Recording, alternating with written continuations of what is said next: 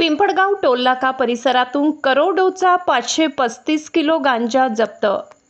नाशिक ग्रामीण पोलिसांनी अंमली पदार्थांविरोधात मोठी कारवाई करत पिंपळगाव टोलनाका परिसरातून एका पिकअप वाहनातून तब्बल 535 किलो गांजा जप्त केला आहे।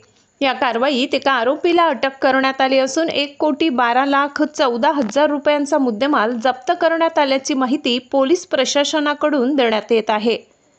नाशिक ग्रामीण पोलीस अधीक्षक यांच्या मार्गदर्शनाखाली पिंपळगाव पोलीस ठाण्याच्या पथकाने गुप्त माहितीच्या आधारे 14 जुलै रोजी पिंपळगाव टोलनाका येथे सापळा रचला। धुळेहून मालेगावच्या दिशेने जाणाऱ्या DL6 BG 1776 क्रमांकाच्या पिकअप वाहनाची तपासणी करण्यात आली। तपासणी दरम्यान वाहनामध्ये 535 किलो वजनाचा गांजा आढळून आलाय। पोलिसांनी वाहन चालक राहुल शांताराम पाटील वय 33 वर्ष राहणार मुटकी तालुका जिल्हा धुळे याला ताब्यात घेतले असून आरोपी विरुद्ध पिंपळगाव पोलीस ठाण्यात गुन्हा क्रमांक 201/2026 अन्वये NDPS कायद्याच्या कलम 8 क 20 ब 2 क अंतर्गत गुन्हा दाखल करण्यात आला आहे।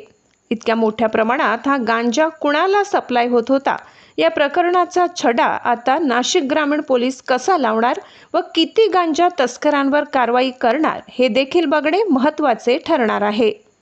महाराष्ट्र माझा न्यूजसाठी मुख्य संपादक जनार्दन गायकवाड, नाशिक।